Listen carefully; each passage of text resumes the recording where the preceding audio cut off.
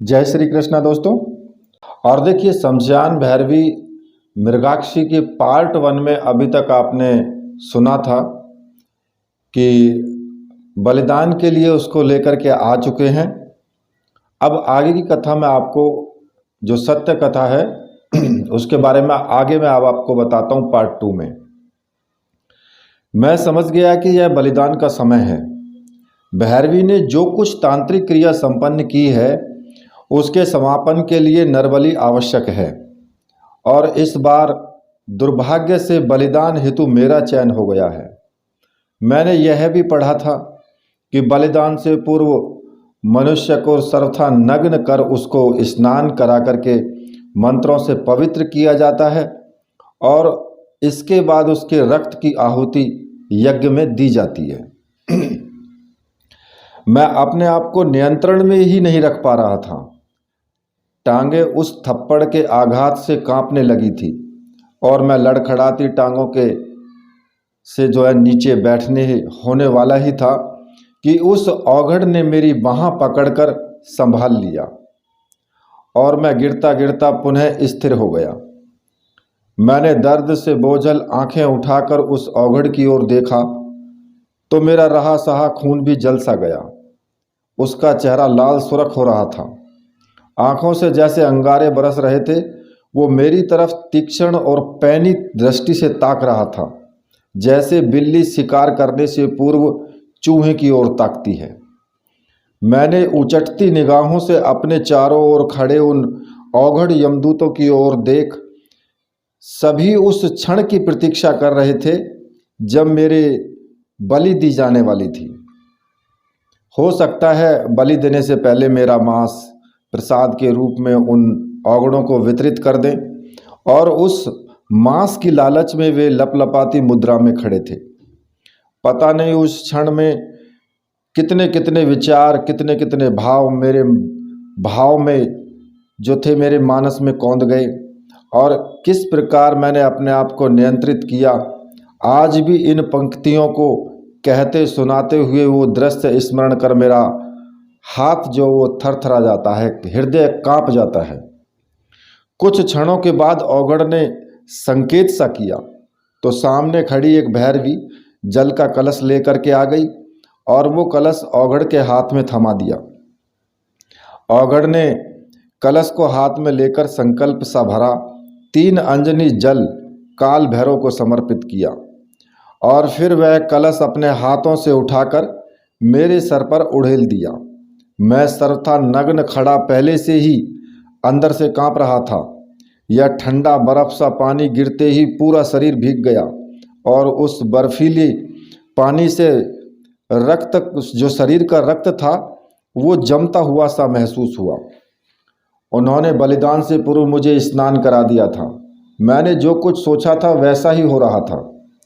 मनुष्य का स्वभाव है कि वो अंतिम क्षण तक उम्मीद की डोर से बंधा रहता है।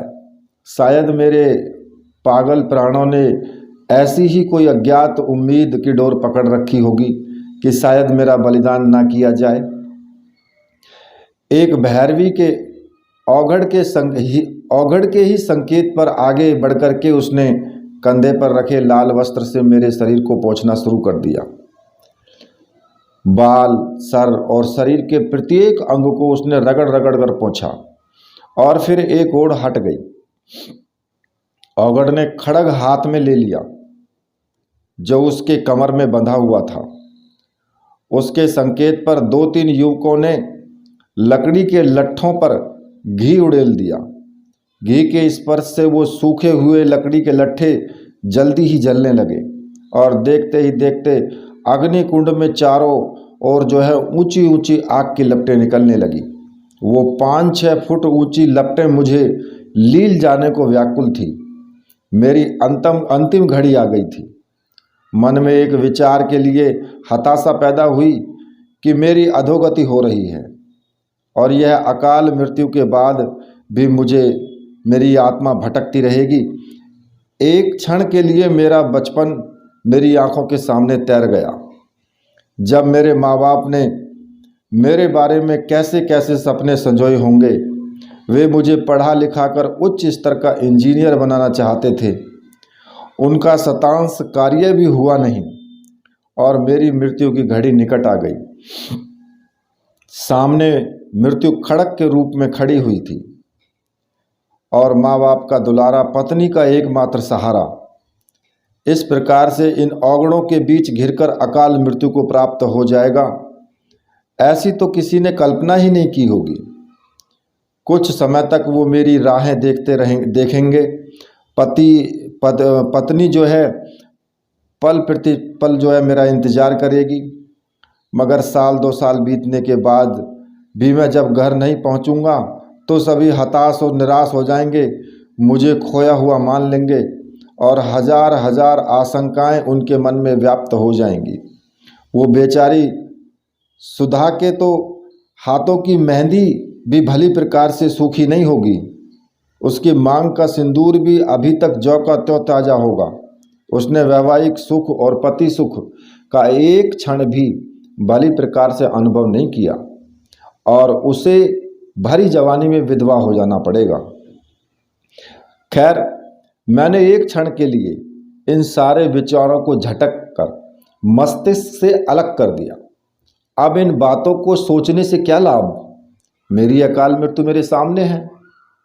मेरी जली हुई हड्डियां भी इस जंगल में फेंक दी जाएंगी और मेरी आत्मा छटपटाती हुई यहीं चारों ओर घूमती रहेगी। परंतु यदि मेरे भाग्य पर ऐसा ही लिखा है तो विधि के विधान को कौन टाल सकता है?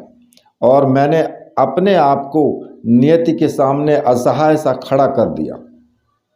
मेरी आंखें ऊपर उठी। बाईं ओर खड़ग लिए औगड़ खड़ा हुआ था, जो कि बलिदान देने के लिए एक ही वार से अलग करके मेरा सर जो है अग्नि में समर्पित करने के लिए तैयार था। बाकी अन्य सभी औगड़ और भैरवियां मेरी ओर ताक रही थी। यज्ञ कुंड में अग्नि पूरी शक्ति के साथ उफन रही थी। सामने इस आया की जैसे कि जन की कोई मुख्य सूत्रधार भैरवी खड़ी हुई थी, जो कि उन सब उपस्थित भैरवियों में श्रेष्ठ और साधना क्षेत्र में उच्च स्तर की थी। पर मैंने अन्य भैरवियों की आंखों में श्रद्धा के उमड़ते हुए भावों को देखकर अनुभव किया था। वह भैरवी यज्ञ कुंड के सामने ही दक्षिण दिशा की ओर मुंह किए मेरे सामने एक ऊंची वेदी पर खड़ी हुई थी।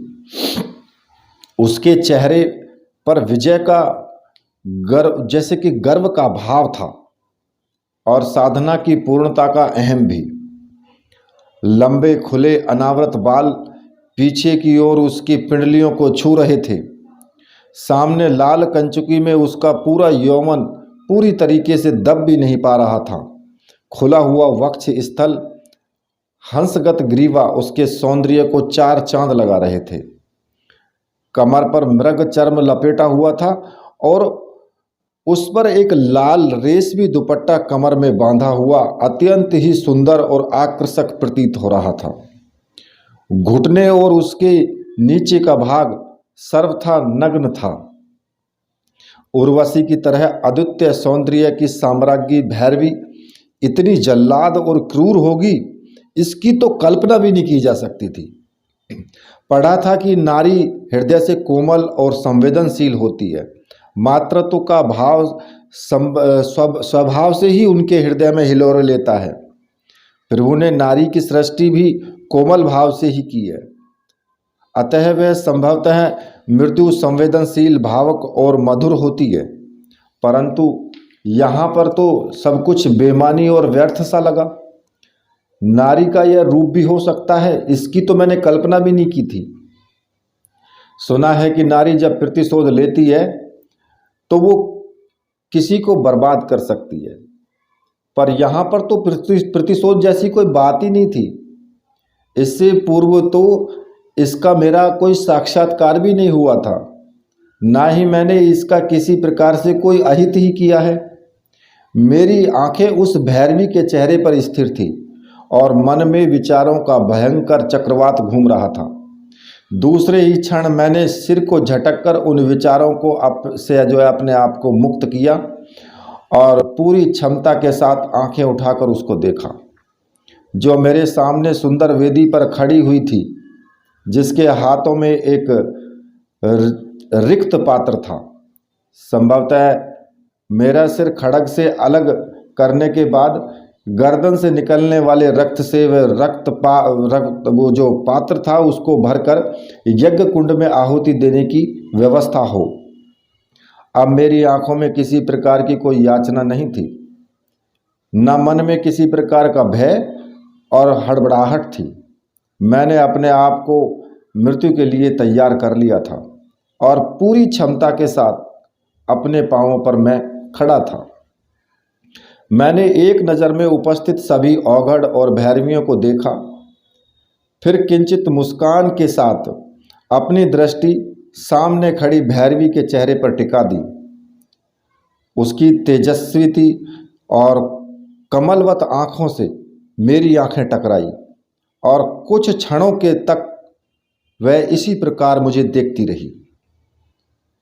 तब बाईं ओर खड़े औगड़ ने हुम फट कहते हुए खड्ग हवा में लहराया और उसका वार मेरी गर्दन पर होने ही वाला था कि बिजली की तेजी से उस भैरवी ने हाथ के पात्र को एक ओर फेंककर मुझे झटके से अपनी तरफ खींचकर अपने सीने से लगा लिया। औघड़ का हवा में उठा हुआ हाथ झटके के साथ नीचे गिरा, परंतु वो खड्ग मेरी गर्दन पर नहीं, हवा में ही लहरा कर रह गया। मेरा सीना उसके वक्षस्थल पर से दबा हुआ था और धौंकनी की तरह उसका निकलता हुआ सांस मेरे चेहरों पर तैर रहा था। मेरा सीना जोर जोर से धड़क रहा था। ऐसा लग रहा था कि सीना फट जाएगा और प्राण बाहर को उछल पड़ेंगे, परंतु साथ ही साथ मैं उसके धड़कते हुए वक्षस्थल का भी अनुभव कर रहा था। ये सारी घटना पलक झपकते ही हो गई। एक क्षण के 100वें हिस्से में ये सब घटित हो गया, जिसकी पहले कल्पना ही नहीं की जा सकती थी। उपस्थित सभी लोग सन्न के सन्न खड़े थे। काल भैरव की बलि को अलग कर देना धृष्टता है। इस प्रकार इससे पहले कभी नहीं हुआ। अवश्य ही महाकाल को भयानक रूप से कुपित कर दिया जाएगा। इसकी कल्पना ही नहीं की जा सकती थी। सारी प्रकृति सन्न होकर रह गई। हवा भी स्थिर थी और सभी उपस्थित भैरवगण इस अप्रत्याशित अकल्पनीय घटना से स्तब्ध थे। मैं स्वयं कुछ क्षणों तक इस स्थिति को अनुभव नहीं कर सका। मैं समझ ही नहीं सका कि यह सब कुछ अचानक कैसे हो गया। उसने मेरी आंखों में क्या पढ़ लिया और विद्रोह करने के लिए उतारू हो गई। इसकी सारी साधना अवश्य ही खंडित हो गई होगी। जो कुछ इसने प्राप्त करना चाहा था, शायद वह प्राप्त ना हो पाया हो। साधना क्रम को उसने पूरी क्षमता के साथ संपन्न किया होगा। अंतिम पूर्ण आहुति ही देना बाकी था और इसके लिए भी तैयारी भी हो चुकी थी। फिर अचानक इसके मन में यह कोमल भाव क्यों और कैसे आ गया? जो कुछ भी घटित हुआ वह सत्य था। काल भैरव का भोग खंडित हो चुका था। उसका जो कुछ प्रसाद चढ़ाना था वह अपूर्ण रह गया। यह तांत्रिक मर्यादा के सर्वथा विपरीत है। यह साधना पद्धति की अपूर्णता थी। देखते ही देखते खड्ग लिए हुए औगड़ की त्योरियां चढ़ गई। आंखों के डोरे लाल सुर्ख हो गए। क्रोध की धधकती हुई भट्टी में से निकलकर उस स्थान पर उसको खड़ा कर दिया हो, जैसे कि उसके मुंह से कुछ क्षणों के लिए स्वतः ही निकल पड़ा। जो भैरव स्तोत्र था वो स्वतः ही निकलना शुरू हो गया। उसके ही नहीं, अन्य औगड़ और भैरवियों के मुख से भी निकल रहा था। मैं इन शब्दों को सुन रहा था, परंतु अनुभव कर रहा था कि क्रोध से उत्पन्न इन शब्दों में लड़खड़ाहट थी। ऐसा लग रहा था कि अपने आराध्य भैरव के प्रति इस अवज्ञा से वे भैरवी के प्रति अत्यधिक क्रोधित अवस्था में हैं। और कोई बड़ी बात नहीं कि ये सब मिलकर भैरवी को ही काटकर आराध्य भैरव को बलि प्रदान कर दें। सबकी नज़रें बदल गई थी। एक क्षण पहले भैरवी के प्रति उनके आंखों में जो स्नेह, ममतत्व और आदर था, वो क्रोध के रूप में परिवर्तित हो गया था।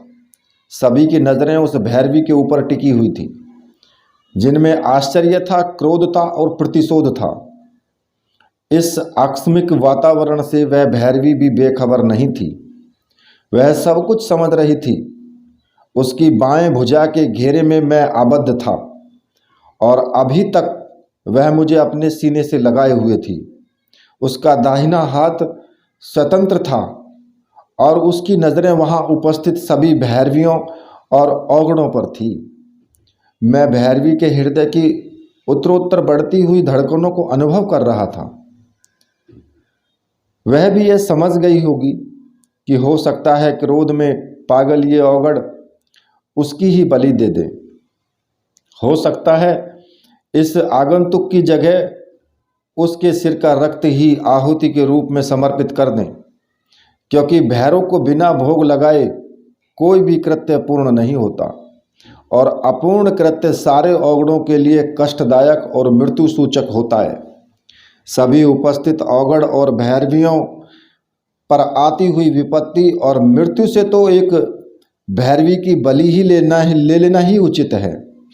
ऐसा आभास मैं ही नहीं, वो भैरवी भी कर रही थी। परंतु फिर भी वो निश्चल थी। उसके मन में किसी प्रकार का भय या घबराहट नहीं थी। उसकी आंखों में कायरता या दीनता दिखाई नहीं दे रही थी। वैसे ही अग्नि स्फुलिंग आंखों में वह एकटक सामने उन सभी उपस्थित लोगों को देख रही थी। सामने चारों ओर खड़े हुए औगड़ क्रोध की साक्षात मुद्रा में दिखाई दे रहे थे। सुंदर भैरवियां भी उस समय क्रोधातुर हुई उन औगड़ों के साथ ही शब्द उच्चरित कर रही थी। भैरव स्तोत्र को वो लगातार उच्चरित कर रही थी। उनका घेरा उत्तरोत्तर छोटा होता जा रहा था। वे सभी मेरे साथ उस भैरवी को भी घेरने के उपक्रम में थे।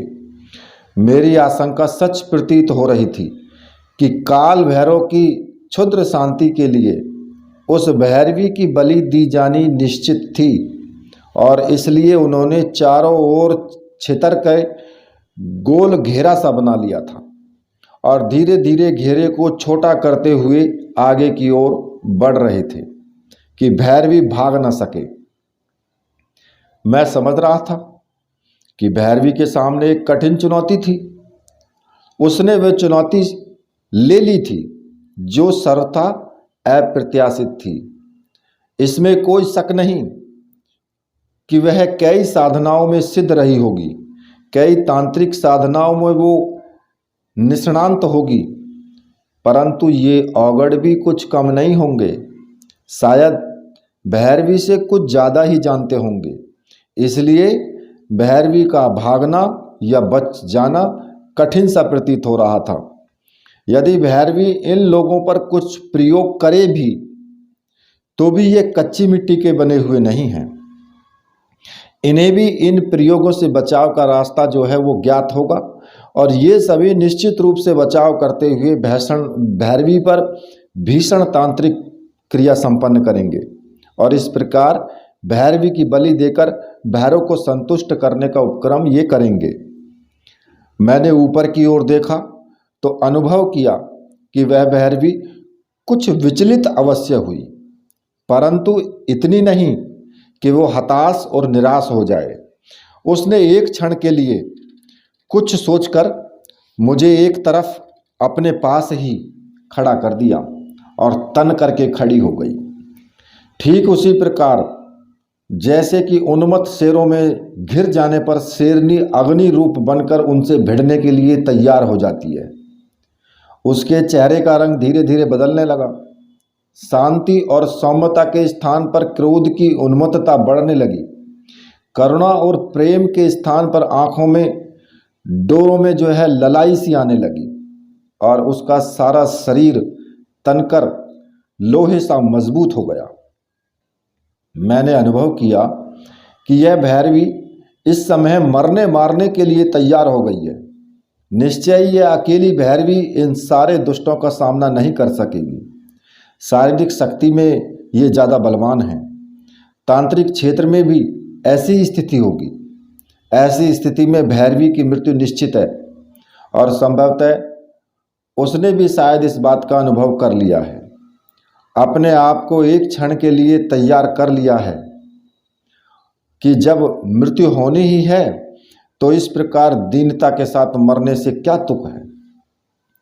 पर अभी तक उसके मन में मेरे प्रति कोमलता थी, ऐसा मैं अनुभव कर रहा था। यह अपनी रक्षा के लिए तो सन्नद्ध है थी ही, परंतु मुझे भी किसी प्रकार से नुकसान ना पहुंचे इसके लिए भी वो कृत संकल्प थी। परंतु मैं ऐसी स्थिति में उसकी क्या मदद कर सकता था। हाँ, यदि संघर्ष करने की नौबत आ गई तो मैं ले देकर एक औघड़ से तो भिड़ ही सकता हूँ, परंतु 15-20 औघड़ों के सामने शारीरिक शक्ति से मैं कुछ भी नहीं कर सकता था। तंत्र की दृष्टि से तो मैं अभी तक सर्वथा कोरा था, बिल्कुल एकदम कोरे कागज की तरह था। परंतु जो भी कुछ हो, उस भैरवी ने मेरे लिए इतना बड़ा खतरा उठाया, केवल मुझे बचाने के लिए अपनी जिंदगी दांव पर लगा दी। इसलिए मैं कृतज्ञ नहीं बनूंगा। भैरवी से पहले इस संघर्ष में मैं जूझता हुआ अपने प्राणों का बलिदान कर दूंगा। यह मेरी आश्रयदाता है और जीवन दाता है। मेरी तो मृत्यु निश्चित थी ही। यदि मैं अभी तक सांस ले रहा हूं तो इस भैरवी की कृपा से। इसी ने इतनी बड़ी चुनौती उठाई है, अब इसके प्राणों पर आ पड़ी है तो मुझे आगे बढ़कर अपने आप को पहले समाप्त कर देना चाहिए। यही इंसानियत है। अब घेरा जो था वो और संकुचित होता होता बहुत छोटा हो गया था। हम दोनों के चारों ओर भैरवियां और औघड़ खड़े थे। उनके मुख से अभी तक स्तुति के कुछ पद जो थे वो उच्चरित हो रहे थे। भैरव स्तोत्र उनके मुख से चल रहा था। यद्यपि घेरा संकुचित हो रहा था, परंतु फिर भी भैरवी उसी प्रकार दृढ़ता से अपने स्थान पर खड़ी थी।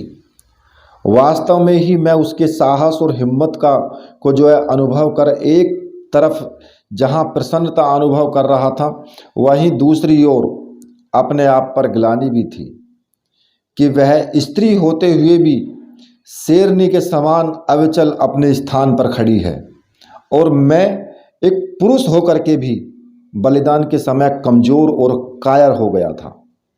वे सभी क्रोध से लाल पीले हो रहे थे, लावे की तरह अंदर ही अंदर धधक रहे थे। उनकी आंखों में नफरत और क्रोध की चिंगारियां निकल रही थी। ऐसा लग रहा था जैसे वे सभी मिलकर इस अवज्ञा करने वाली भैरवी को कच्चा ही चबा डालेंगे, टुकड़े टुकड़े करके उठती हुई लपटों में फेंक देंगे और जब तक हम दोनों के शरीर की बोटी बोटी नहीं काट देंगे तब तक शायद ही इनका क्रोध शांत हो सके। मैंने औगड़ों से नज़र हटाकर भैरवी की ओर जो है एक क्षण के लिए ताका तो मुझे वे कमनीय नारियों की अपेक्षा साक्षात काली स्वरूप ही अनुभव हुई। ऐसा जैसे माँ काली ही इन रूपों में प्रकट होकर के वहां आ गई हो और अपने भक्ष्य को प्राप्त करने के लिए अपने गले में मुंडमाला और एक मुंड की वृद्धि करने के लिए और आतुर हो। चारों तरफ वातावरण उत्पत्त और लावे की तरह दहक रहा था। तभी वह प्रमुख औघड़ हाथ में खड़ग लिए भैरवी के सामने खड़ा हो गया। क्रोध से उसकी आंखें फटी जा रही थी और पूरे शरीर के साथ साथ नासाफुट जो थे वो फड़क रहे थे। हाथ का खड़ग उठाते हुए वो चीखा, दुष्ट पापनी, ले अपने किए का फल भोग। मैंने देखा कि एक क्षण के लिए भैरवी के सिर पर संकुचन हुआ, परंतु दूसरे ही क्षण वह उसी प्रकार से हिम्मत के साथ उस प्रधान औगड़ के सामने डट कर खड़ी हो गई। बोली, अगर हिम्मत है तो खड़ग चला और भैरव को मेरी बलि दे दे। परंतु अभी तक तेरी कलाई में इतनी ताकत नहीं आ पाई है। मैं कोई घास फूस की बनी हुई नहीं हूं जिससे कि तेरे हुम फट कहने से ही घबरा कर अलग हो जाऊंगी। मैंने जो भी निर्णय किया है सोच विचार कर किया है। जैसे तुम भैरव की बलि देने जा रहे हो वह बलि देने योग्य नहीं है, अपितु भैरव साधक बनने योग्य है ये। ऐसा कहते कहते वो यज्ञ वेदी के पास से 2 कदम पीछे हट गई। एक पिद्दी सी छोकरी और प्रधान भैरव के सामने जबान चलाए। यह सब औगड़ों के लिए सर्वथा अप्रत्याशित और आश्चर्यजनक था। सभी मन में शायद यह सोच रहे थे कि अब जरूर कोई भीषण घटना घटेगी और इस भैरवी का तो अंत निश्चित है। औगड़ की भयानक आवाज और तमतमाते हुए चेहरे की ओर मैंने एक क्षण के लिए ताका तो मैं सन्न सा रह गया। उसके दाहिने हाथ में खड़ग उठा हुआ था और सारा शरीर गर्म लावे की तरह धड़क रहा था। उसकी बड़ी बड़ी आंखों में क्रोध की ज्वाला फूट रही थी। उसका चेहरा एक हिंसक क्रूर भेड़िए की तरह हो गया था जो अपने शिकार को किसी भी क्षण किसी भी प्रकार से समाप्त करने के लिए तैयार था। उस भीषण माहौल में मेरे जैसे साहसी व्यक्ति की भी टांगें लड़खड़ा रही थी। मैं अपने आप को बहुत संभालने का प्रयत्न कर रहा था, कोशिश कर रहा था कि मेरी कमजोरी और मेरा भय मेरी लड़खड़ाती हुई टांगों से भैरवी को पता न चले। परंतु उस भीषण माहौल में मेरा भय मेरे ऊपर हावी हो रहा था। कोई ना कोई अनर्थ अवश्य होगा और इस अनर्थ में भैरवी की मृत्यु निश्चित है। ऐसा मैं चारों तरफ खड़े औगड़ और तमतमाते हुए उनके चेहरे और प्रधान औगड़ की आंख जो थी वो आग उगलती हुई उसका मैं अनुभव कर रहा था। वो खड़ग जो हवा में ऊपर उठा हुआ है वह बिना कुछ किए वापस अपने स्थान पर नहीं आएगा। यदि मेरी या भैरवी की बलि हो गई तो वास्तव में ही एक अनर्थ हो जाएगा। मैंने भैरवी की तरफ नजरें उठाकर देखा तो मुझे वहां से एक अलग ही रूप दृष्टिगोचर हुआ। क्षण भर पहले जो चेहरा अत्यंत सुंदर, कामनीय, आकर्षक और लावण्य युक्त था वही चेहरा इस समय क्रोध से लाल भभूका हो रहा था। बड़ी बड़ी आंखें फैलाकर रक्ताभ सी हो गई थी। सिर के बाल छितर कर मन के उफनते हुए वेग को स्पष्ट कर रहे थे। सारा चेहरा अग्निकुंड की तरह धड़क रहा था और दांतों के नीचे दबे हुए होठ को देखकर मैं यह अनुभव कर रहा था कि भैरवी ने मन ही मन कोई निश्चय कर लिया है और उस निश्चय को ही क्रियान्वित करने के लिए ये कृत संकल्प है।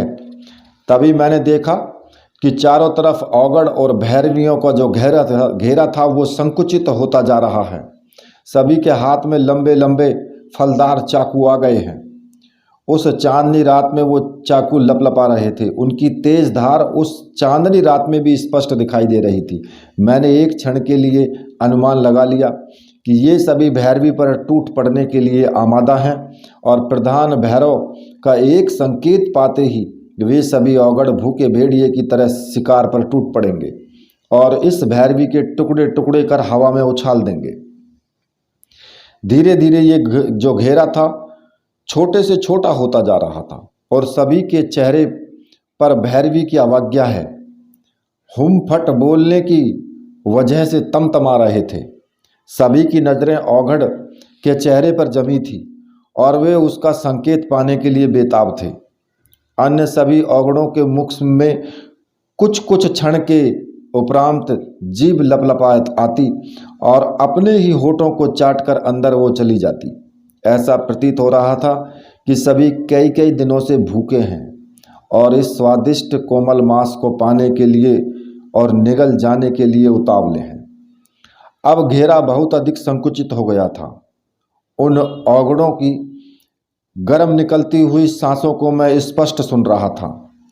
उनके शरीर के तापमान में जो गर्मी थी मैं उसे अपने शरीर पर अनुभव कर रहा था। सभी औगड़ हमसे मुश्किल से 2 या 3 फुट की दूरी पर खड़े थे।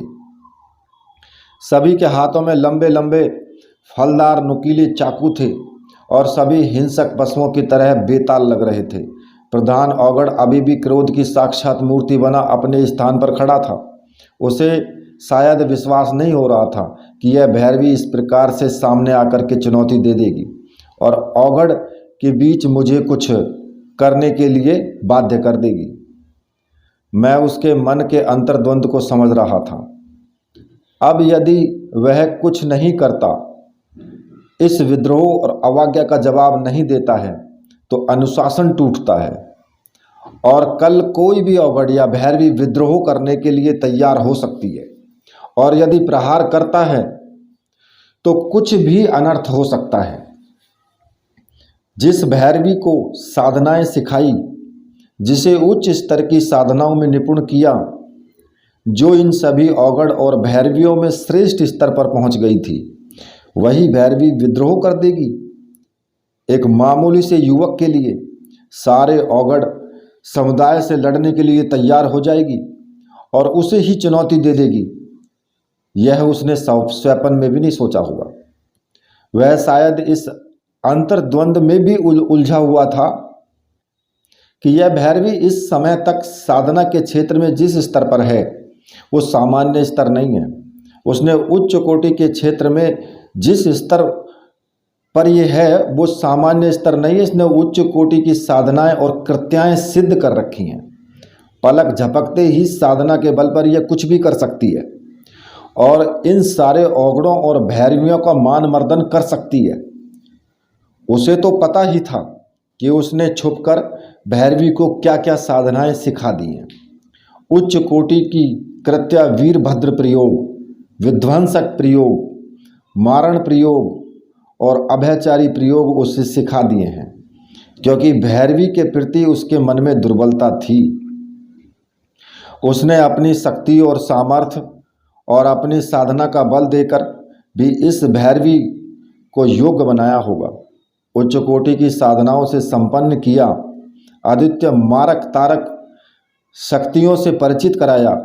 इस भैरवी के लिए आकाश गमन, जल गमन एक साधारण प्रक्रिया है।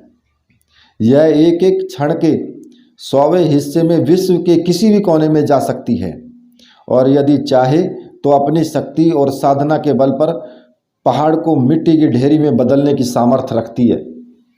इन अन्य जो औगड़ इसलिए तमतमा रहे थे कि उन्हें इस भैरवी की साधनाओं के बारे में सही सही जानकारी नहीं थी। वे तो यही समझ रहे थे कि हमारे पास जो साधनाएं हैं वे ही साधनाएं इसके पास भी हैं, परंतु प्रधान औगड़ जानता था कि वे औगड़ और भैरवियां अंधेरे में हैं। मात्र उसे ही पता है कि यह भैरवी कितनी अधिक साधना संपन्न और शक्ति संपन्न है। इसलिए कुछ करने से पहले अंतर्द्वंद में उलझा हुआ था। मैं उसकी दुविधा समझ रहा था, परंतु कुछ न कुछ तो करना ही था और यदि कुछ नहीं किया तो अनुशासन भंग होता है। फलस्वरूप कल कोई किसी भी बात को नहीं मानेगा, परंतु यदि कुछ किया जाता है तो सर्वनाश जो है वो निश्चित है। यह जो एक ऐसा कठोर और यथार्थ अंतर्द्वंद था जिसका सामना प्रधान औगड़ को करना पड़ रहा था और वो समझ रहा था कि इसी वजह से यह भैरवी निर्भीक शेरनी की तरह सामने डट करके खड़ी हुई है। तभी उस धक्का पेली में संकुचित हुए घेरे में किसी एक औगड़ का शरीर भैरवी से टकरा गया। भैरवी ने खा जाने वाली नज़रों से उसको ताका। उसने देखा कि सारे औगड़ और भैरवियाँ रक्त पिपासु बनी उसके चारों ओर खड़ी हैं और यदि उसने एक आध क्षण में ही कोई ठोस निर्णय नहीं लिया तो अनर्थ हो सकता है। और ऐसा निश्चय करते ही भैरवी ने कृत्या प्रयोग कर दिया।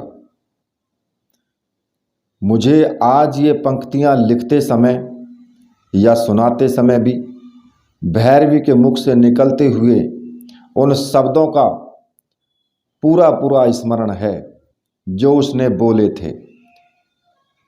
ओम काली कंकाली किले किले क्लीं रक्त कंबले महादेवी मृत्युमुत्थाप्य चाल्य चाल्य पर्वतां कंप्य नील्य हुम हुम भूतनाथाय भूतेश्वराय अज किकिरौत्वम कंकाली महाकाली केली क्लाभ्याम हुम हुम। आगे के और भी शब्द उसके होठों से निकल रहे थे। मैंने देखा उसने अपना हाथ हवा में ऊपर उठाया।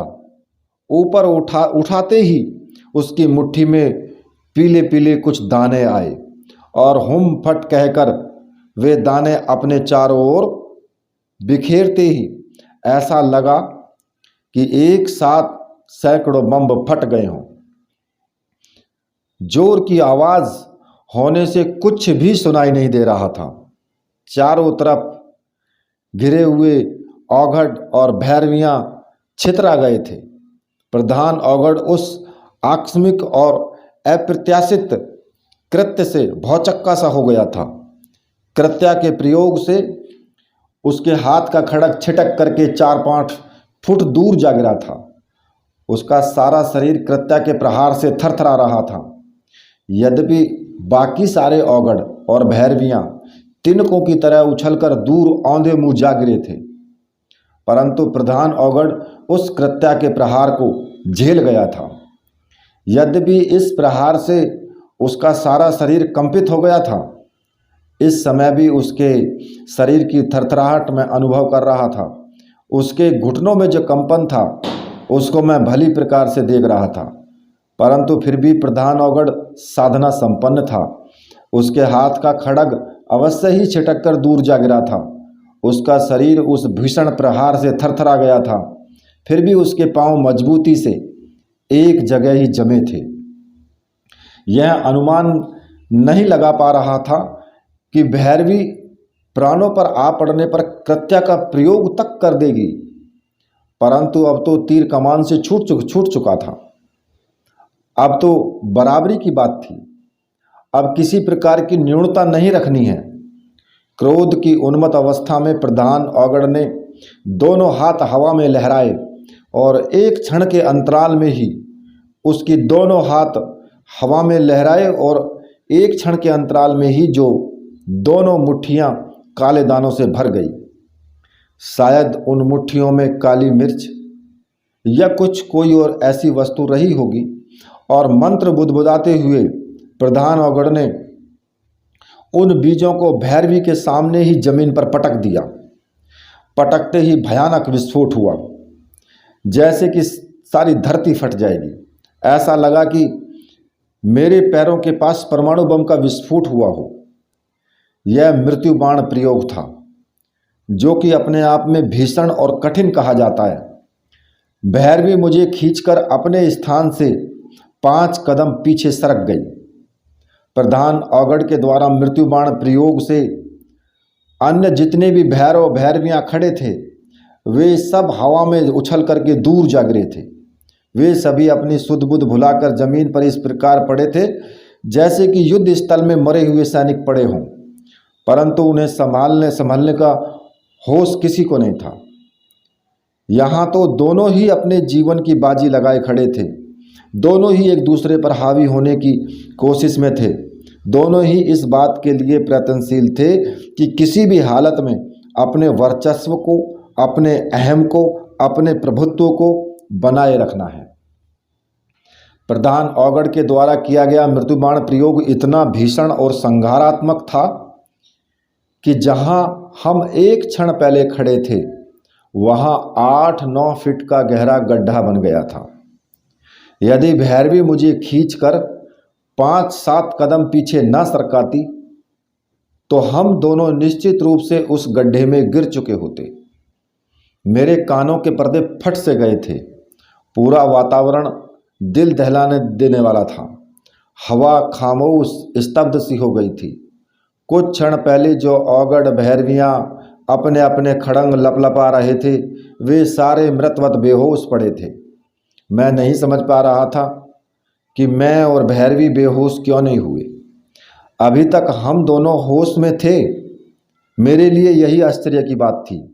मुझ में इतनी भी शक्ति नहीं रह गई थी कि नज़रें ऊंची उठा करके मैं भैरवी की ओर देखता, परंतु उसका दायां हाथ मेरी कमर के इर्द गिर्द लिपटा हुआ था और मैं उसके शरीर से सटा हुआ था। जिसने अभी अभी संसार का भीषणतम प्रयोग मृत्यु बाण संपन्न किया था, उसके संहार को झेला था, वह किसी भी युक्ति और योजना से अपनी शत्रु भैरवी को समाप्त करने पर तुला हुआ था। उसकी आंखों में अंगारे बरस रहे थे, सारा शरीर अग्निपुंज की तरह बना हुआ था। देखने पर ऐसा लग रहा था जैसे कोई साक्षात भस्मासुर खड़ा हो। मैंने एक बार डरते डरते कनखियों से उसे देखा, मात्र निमिष भर के लिए ही उसे देखा होगा कि उस एक क्षणिक झलक में ही मेरे सारे शरीर के रोंगटे खड़े हो गए। अंदर का सारा खून जमकर ठंडा सा पड़ गया, बाहों में ताकत नहीं रह गई। यदि भैरवी का हाथ मेरी कमर के इर्द गिर्द लिपटा हुआ ना होता तो मैं निश्चित रूप से धम्म से पृथ्वी पर गिर करके बेहोश हो चुका होता। प्रधान औगड़ के पास में ही अग्निकुंड अभी भी धधक रहा था। कुंड की ज्वालाएं लपलपाती जीभों से सब कुछ निगल जाने को आतुर थी। चारों तरफ का वातावरण डरावना, भयंकर और रहस्यमय हो गया था। खामोशी इतनी अधिक थी कि भैरवी की सांस भी मैं साफ साफ सुन रहा था। औगड़ ने देखा कि मृत्यु बाण प्रयोग से भी भैरवी का कुछ बिगड़ा नहीं है। निश्चय ही उसने पहले से ही भांप लिया था कि औगड़ मृत्यु बाण का प्रयोग संपन्न करेगा, और ऐसा भांपते ही भैरवी ने उसके प्रतिरोधात्मक मंत्र का जाप आरंभ कर दिया था। फलस्वरूप इस भीषण मृत्यु बाण के प्रयोग के बावजूद भैरवी और उसके चहेते का बाल बांका भी नहीं हुआ था। यही नहीं, अपितु भैरवी जो आने वाले खतरे को भांप कर अपने स्थान से 8-10 कदम पीछे की ओर सरक गई थी, जिससे कि वो सुरक्षित रूप से बची रह सकती थी। प्रधान औगड़ विशेष व्यक्ति संपन्न लगता था, विशेष शक्ति उसने प्राप्त की हुई थी। जान पड़ता था कि अभी भी उसके पास कई ऐसी साधनाएं और प्रयोग हैं जिसके बल पर वो इससे भी भीषण तबाही मचा सकता है।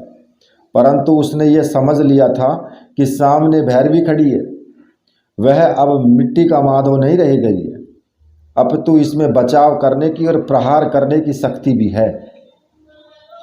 प्रधान औगड़ ने चिल्लाकर कहा, भैरवी तू अब भी संभल जा। अगर मैं अपने आप पर तुल गया तो तेरे साथ साथ इन सभी औगड़ और भैरवियों का भी सर्वनाश निश्चित है। तू एक गए गुजरे छोकरे के लिए मुझसे टकराने से पहले अपने आप को संभाल ले। तू एक गए गुजरे छोकरे के लिए अपने आप को जिस खतरे में डाल रही है, ये उचित नहीं है। मुझसे टकराने से पहले अपने आप को संभाल ले तो ज़्यादा उचित रहेगा। मैं अब भी तुझे माफ़ कर सकता हूँ यदि तू इस बलि को मेरे हवाले कर दे, जिससे कि मैं इसे यज्ञ कुंड में होम कर भगवान भूतनाथ भैरव को बलि देकर उसे संतुष्ट कर सकूं। मैं तुझे विश्वास दिलाता हूं कि उस अन्य साधनाओं में भी मैं तुझे सिद्धहस्त कर दूंगा जो तेरे पास अभी नहीं है। भैरवी व्यंग से मुस्कुराती हुई बोली, मेरे गुरु और आधार तो काल भैरव हैं और केवल उनकी आज्ञा का पालन करना ही मेरा धर्म है। इसके अलावा मैं संसार में न तो किसी के बंधन में बंद कर रही हूँ और न ही बंद कर रहूँगी। अपनी यह सीख अपने पास रहने दे। इन टुच्चे भैरवियों को सिखा जिससे कि वे तेरे इर्द गिर्द घूम सकें। अब तू सामने शत्रु के रूप में खड़ा हो ही गया है तो मन में मत रख, जो कुछ करना है तू कर सकता है, परंतु याद रखना कि मैं मोम की बनी हुई नहीं हूँ कि फूंक देकर तू बुझा दे। सुनते ही प्रधान औगड़ की आंखें कपाल में चढ़ गई। क्रोध के मारे उसकी सांस धौंकने की तरह चलने लगी। वेग से उसका सारा शरीर थरथरा रहा था। गुस्से के मारे वो अपने आपे में नहीं रह गया था। बड़बड़ाने में उसके मुंह से झाग सा निकल रहा था। कोई उसकी इस प्रकार से अवहेलना कर दे, इस प्रकार से अपमानित कर दे और इस प्रकार से अवज्ञा कर दे, यह उसने सपने में भी नहीं सोचा था शायद। और आज एक छोकरी उसकी सारी प्रतिष्ठा को दांव पर लगाए बैठी है। उसके गुरु सूक्ष्म रूप में आसपास ही कहीं विचरण कर रहे होंगे और वे उसकी इस प्रकार की पराजय और दीनता को देखकर व्यंग से मुस्कुरा रहे होंगे। कौन सा मुंह लेकर के वो अपने गुरु के सामने जाकर के खड़ा हो सकेगा? यह सोच सोच करके उसके सारे शरीर की धमनियां उठ चुकी थी। रक्त की जगह लावा सा बहने लगा था और क्रोध के मारे मुंह से गालियों का प्रवाह बह रहा था। औघड़ यज्ञ कुंड में आगे बढ़ता हुआ गड्ढे के किनारे किनारे चलकर भैरवी के सामने आ खड़ा हुआ। ऐसा लगा जैसे साक्षात यमराज किसी अप्सरा के सामने आ खड़ा होता है। सारा शरीर लाल भभू का हो रहा था और लगभग 2-3 फीट दूर खड़ा मैं उसके शरीर को दहा और आंच को अनुभव कर रहा था। अगले ही क्षण क्या घटित होने वाला है इसका मैं आभास नहीं लगा पा रहा था। मेरी तो इतनी हिम्मत नहीं हो पा रही थी कि मैं नजरें ऊंची उठाकर उस औघड़ की ओर ताक सकूं। मैं तो अपने क्रोध और तप्त देह की आंच से ही झुलसा हुआ था। मैं अनुभव किया मैंने कि भैरवी का शरीर और भी तन गया है। उन दोनों के बीच मुश्किल से 1-2 फुट का फासला था। मैंने पहली बार पूर्ण दृष्टि से ऊपर देखा तो औघड़ आंखें फाड़कर खा जाने वाली नज़रों से भैरवी को देखता हुआ चीख रहा था, कुत्ती, कमीनी, बेहया, चुड़ैल, वेश्या, ऐसी ऐसी गालियां वो दे रहा था। और तभी वो हुआ जो नहीं होना चाहिए था। भैरवी ने एकदम आगे बढ़कर झन्नाटेदार थप्पड़ उस औघड़ के गाल पर जड़ दिया। थप्पड़ का लगना था कि औघड़ अचकचा गया। भैरवी ने अपने हाथों में काली सरसों ली और चारों दिशाओं की ओर फेंकती हुई उच्चारण करने लगी, ओम हुम हुम हुम, वीर बेताल, राक्षस ब्रह्म राक्षस, भूत प्रेत पिशाच, हुम फट फट, ह्रीम भूतनी हुम फट फट। इस तरह की ध्वनि वो निकालते हुए उसने जो है शमशान जागरण मंत्र भैरवी के मुख से बराबर उच्चरित हो रहा था और वो काली सरसों चारों ओर बखेर रही थी। देखिए, अब मैं आपको यहाँ पर बता देता हूँ कि यहाँ जो कुछ मंत्र दिए हुए हैं उन मंत्रों को मैं स्पष्ट नहीं कर रहा हूँ, इसलिए कि उनके जो गलत व्यक्तियों के हाथों में या गलत प्रयोग उनके ना हो, इसलिए मैं उन मंत्रों को यहाँ पर स्पष्ट नहीं कर रहा हूँ। जो मैं आपको सुना रहा हूँ, आप सिर्फ आपको बिना मंत्रों के ही सुना रहा हूँ। कुछ वर्ड जो मैंने दिए भी हैं उन वर्डों में पूर्ण मंत्र नहीं है वो, ठीक है, इस बात का आप ध्यान रखें। तो उसने क्या किया कि जो ये मंत्र था ये शमशान जागरण का मंत्र था और उसने चारों ओर काली सरसों बखेर दी। उसकी आंखें आधी बंद आधी खुली हुई थी। उस भयानक निस्तब्धता में केवल भैरवी के शब्द ही उच्चरित हो रहे थे। औघड़ बराबर भैरवी को देख रहा था। उसे पहली बार अपने आप पर गर्व हुआ था कि निश्चय ही भैरवी दृढ़ वज्रा है, यह मेरी सही उत्तराधिकारी हो सकेगी और सिद्धियों के क्षेत्र में अद्वितीय बन सकेगी। तभी जोर का धमाका हुआ और शमशान जागरण मंत्र की मालाएं संपन्न होने को आई थी। भैरवी के हाथों में सर्प अस्थियों की माला थी और देखते ही देखते शमशान अंगड़ाई लेकर उठ बैठा। चारों तरफ से विचित्र और विविध ध्वनियां आने लगी। देखिए, ये उस वक्त की बात है जब ये जो अभी जो द्वंद्व युद्ध चल रहा है ना, ये यहाँ पर शमशान जागरण नहीं हुआ था। शमशान जागरण जो हुआ था वो पहले इस औघड़ ने भैरवी से करवाया था। तो ये औघड़ के मन में और जो भैरवी थी उसके मन में, दोनों के मन में वो शमशान जागरण का सीन जागृत हुआ, तो यहाँ पर उसको ले दिया गया है। ठीक है, अब जो आगे की यहाँ से कथा होगी, क्योंकि ये जो सीन बीच में आया है ना कि शमशान जागरण वाला, ये सीन पहले का है जब विद्याएं सीख रही थी भैरवी। ठीक है, और जो इसके आगे की जो कथा है, जो इसके की आगे की ये कहानी है, मैं आपको इसको अगली जो वीडियो होगी उसमें मैं आपको इसको बताऊंगा।